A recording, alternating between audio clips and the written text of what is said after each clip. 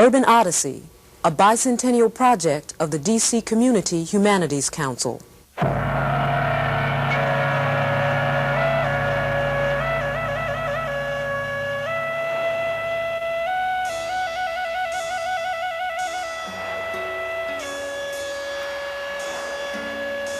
Washington, D.C. in the late 1940s was a city of great contradictions. As the capital of the most powerful nation in the free world, it still denied basic rights to many of its own citizens. African Americans were restricted by segregation, but there were allies in the quest for equal rights. Isaac Franck, a Jewish activist who came to Washington in 1949, saw a need to join the battle and an opportunity to build bridges between two communities that often interacted only by circumstance. Before his death in 1984, Franck also helped to strengthen the framework around which Washington's long-established but changing Jewish community defined itself and its future. Isaac Franck and his quest for community and social justice are presented in this segment of the DC Community Humanities Council's Urban Odyssey series.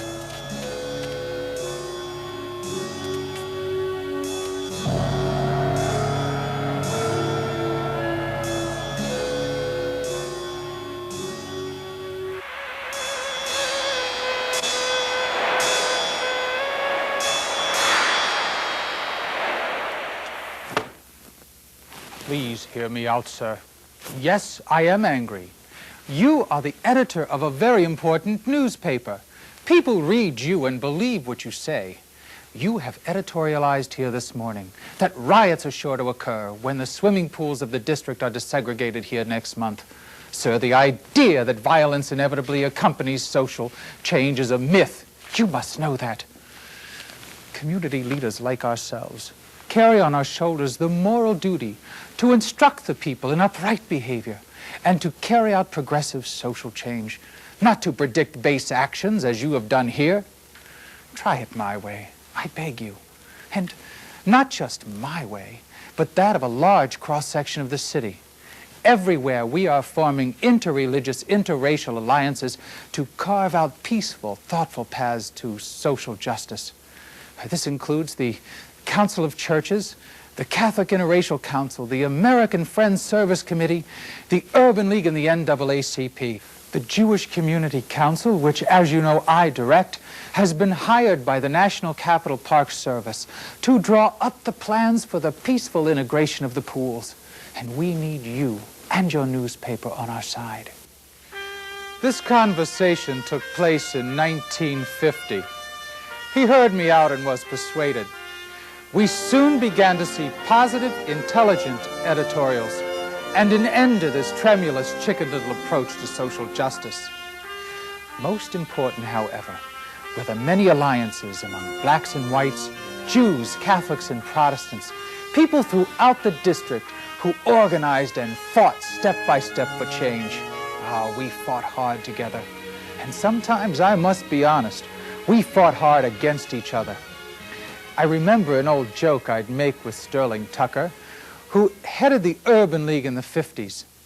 I'd say to Sterling, about a third party who was not present, I'd say, "Sterling, that man is pig-headed.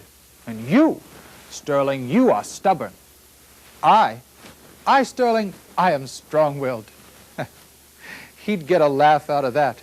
Yes, we fought, but we never lost sight of the work at hand. Jews joined the NAACP and the Urban League and other black-run organizations.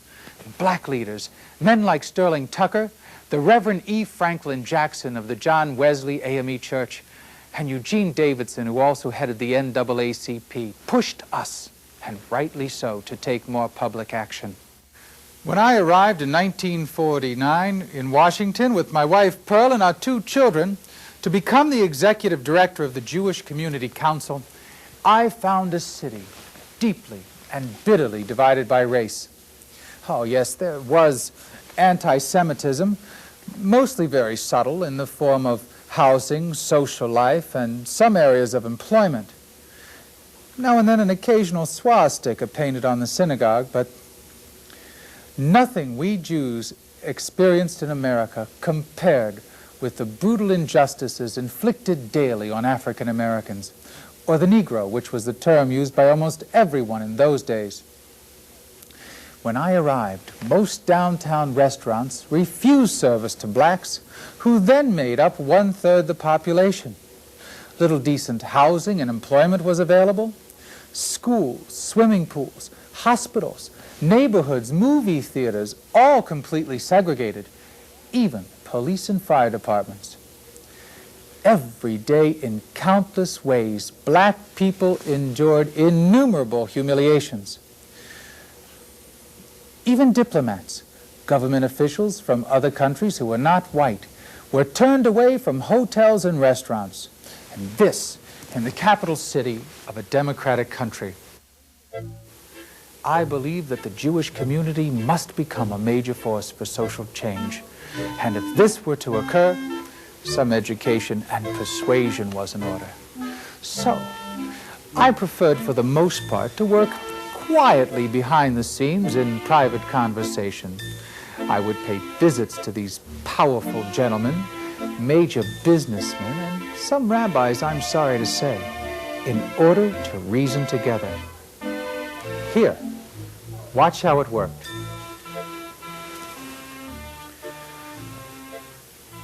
Very good of you to see me today, Abe. I'll try not to take too much of your time. We won't mention any names here. I'll just call him Abe. There is growing discontent in the community, as I'm sure you've noticed, about your store's discriminatory practices. But surely, Abe, you of all people can identify with the plight of the Negro.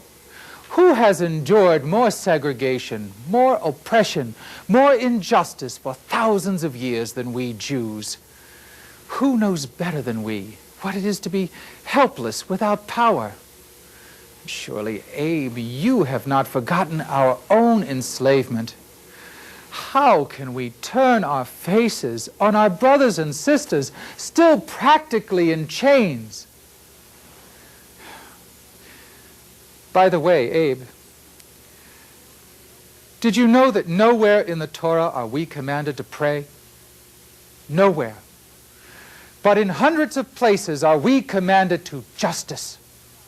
Read Deuteronomy chapter 16, verse 20. That which is altogether just shalt thou follow, that thou mayst live. Yes, my friend, yes, yes. How well I know this is a town of Southerners. Yes, of course, things have always been this way. And the Jewish ghettos of Eastern Europe, Schon vergessen, have you already forgotten? My hometown, my little hometown ghetto of Zozov, yes, it was Russia. The Ukraine, the land of the czars. And will you say it was ever thus? And should that always be? My friend, my brother, of course there is pressure to conform, but that is a myth. Surely you can see that. Failure to act in these matters would be tantamount to ghettoization of the Jewish community. I believe I also reminded my friend Abe that it was a brilliant young black lawyer, Charles Houston, who in 1946 successfully pursued a lawsuit against restricted housing. And this was an area in which Jews were discriminated against in D.C. We were helped by the black people in their early civil rights efforts. In 1950, the Jewish businessmen who owned Hecht's department store began receiving attention from both blacks and whites committed to desegregating the District of Columbia. I went by and sat down with the officials of Hecht's, but got nowhere. Then, Dr. Mary Church Terrell dropped by Hecht's. You know, of course, who Dr. Terrell was, don't you? Oh, good. Many of you do, but so many of you don't. Oy vey, for shame. A quick history lesson here. Dr. Mary Church Durrell was a black woman who lived here 50 years and served on the Board of Education. And in 1940, at the age of 80, wrote A Colored Woman in a White World. Here. I had a feeling I'd need this. I'll read you a quick excerpt.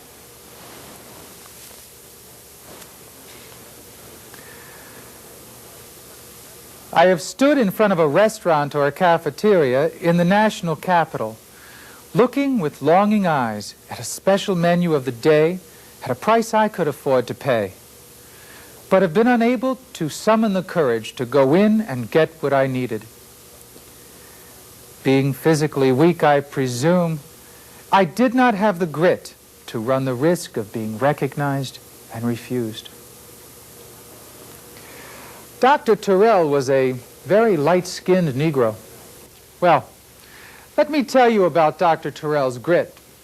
10 years after she wrote this book, when she was in her 90s, she and 2 other black people and a white man, David Scull, went from restaurant to restaurant throughout the district and were refused service. They decided to take the Thompson restaurant at 14th Street near New York Avenue to court.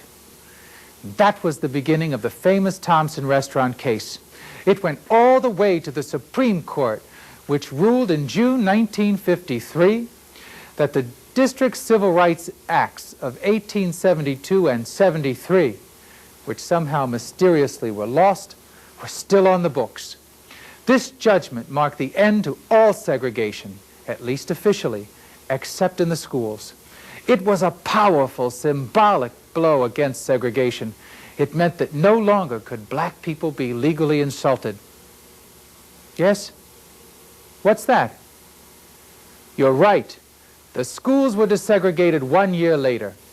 In all fairness, many of the old-line Jewish families, those having arrived from Germany in the 1900s, the philanthropists we call them, were quite ready to move forward. A key ingredient to Washington's Jewish community, however, were the thousands upon thousands. I venture to say there were almost 25,000 Jewish liberals, lawyers, and other government workers who'd come to work for President Franklin Delano Roosevelt's New Deal during the 30s and the 40s. Many young and talented Jews rejected by law firms and corporations because of anti-Semitism flocked to Washington.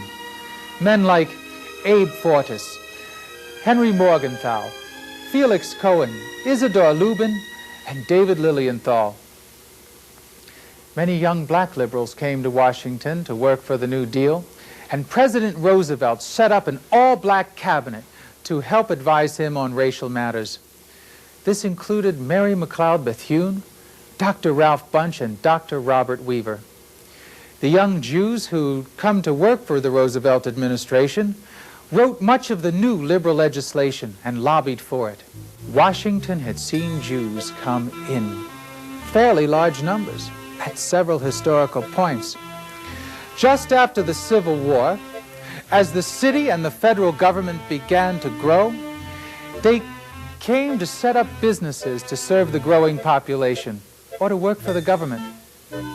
Many were impoverished Southerners, and some were soldiers who had been stationed here. In the early 1900s, there was massive immigration of Eastern and Central European Jews who first settled in industrial cities to work in factories. But many migrated southward from New York and Baltimore to Washington to become small shopkeepers and tradesmen. Most lived in the southwest section, which then reminded people of a small European village. The old-line German Jews who'd come first and lived mostly in Georgetown helped these newcomers out. Together, they built the first settlement house, the Barney Neighborhood House, and the first playground in the city. These newcomers were also building Jewish enclaves along the commercial sections of 7th Street Northwest and H Street. Later, many would move northward into the Shepherd Park section of 16th Street. And many would, of course, begin moving rapidly out into the suburbs after World War II. Then, after urban renewal of the 60s, they came back into Southwest, where they built the only synagogue in the country to share space with a Protestant church. Then there were the New Dealers I'd mentioned earlier who'd come to work during the Roosevelt administration, during the 30s and the 40s. Well, to be quite frank, to ask a Jew to talk about the 250-year history of Jews in D.C. in 20 minutes is like asking a Jew to talk with his hands in his pocket. Impossible. Go out and study. Ask the old-timers. They know. They know. Well, while we're on the subject of how some Jews happen to end up here in Washington, let me tell you a little bit about my own Odyssey. But first, a little joke. My name, by the way, Yitzhak in Hebrew means he will laugh. And in the social change business, laughter is essential, believe me. Back around 1984, I was walking down Connecticut Avenue, and I bumped into an old friend. Isaac, how are you? Isaac, so good to see you. You look wonderful, just wonderful. Aaron, I said. There are 3 ages of man. There's youth, there's middle age, and there's you look wonderful.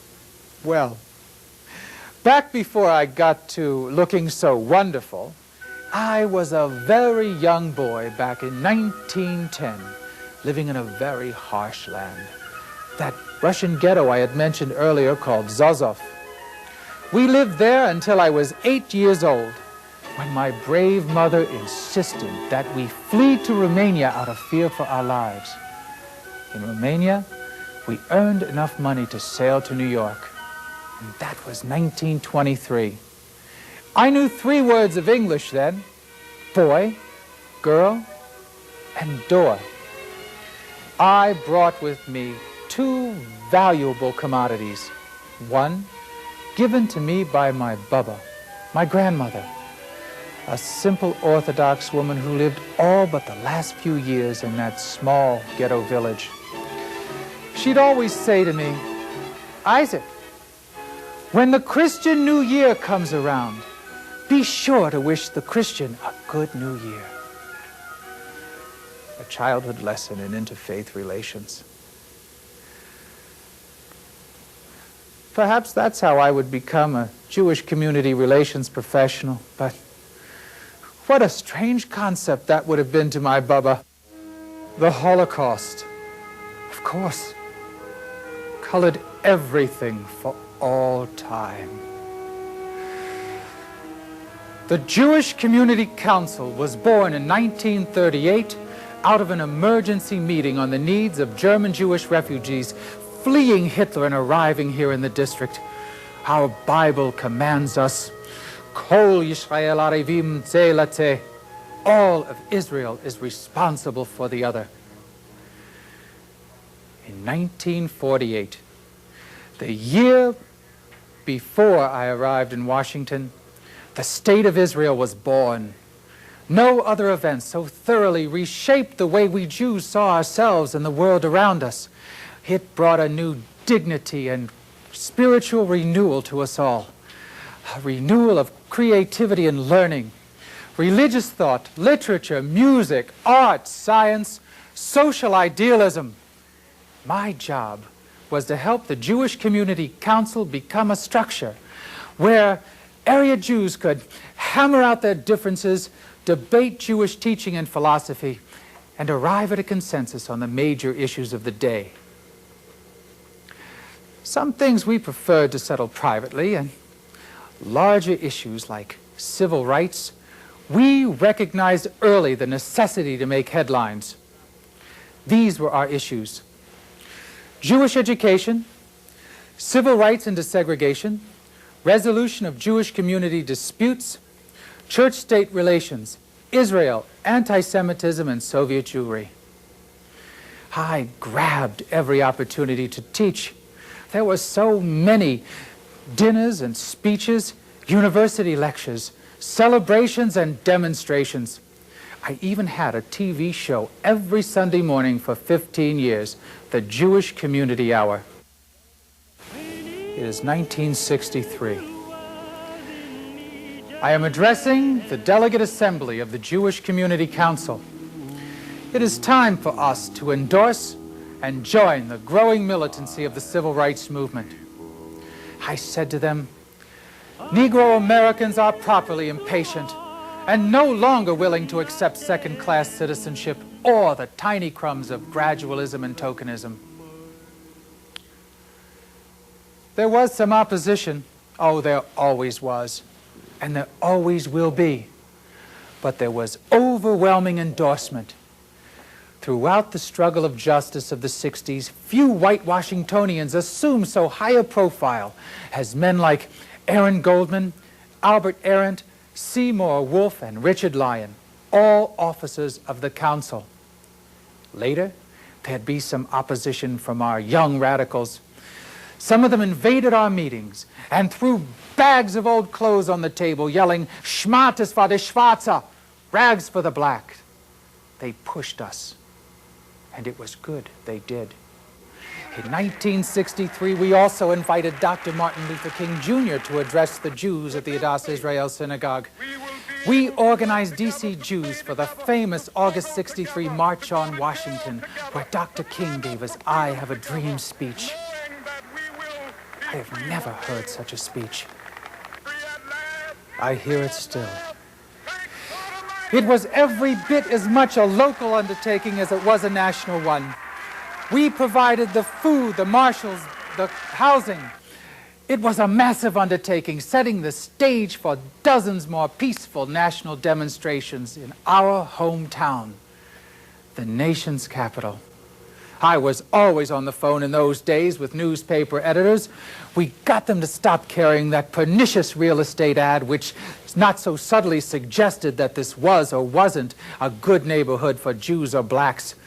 We worked relentlessly for home rule, without which there can never be any real justice in this city. We spent endless hours with U.S. congressmen, imploring them to stop playing games with the district. We protested apartheid outside the South African embassy, and we protested anti-Semitism outside of the French, the Soviet, and the West German embassies. The deepest grief this city has ever seen came in 1968, when Dr. King was assassinated, and many black people took their anger to the streets, burning, smashing, looting. Many of the businesses they destroyed on 7th Street, on 8th Street, and elsewhere were Jewish businesses. Anti-Semitism was being promoted by some black newspapers and by some leaders. Many of our members demanded that we get out of urban justice work, that we devote full time to dealing with Soviet Jews in Israel and just things specifically Jewish. I said no. The rest of the Jewish leadership said no.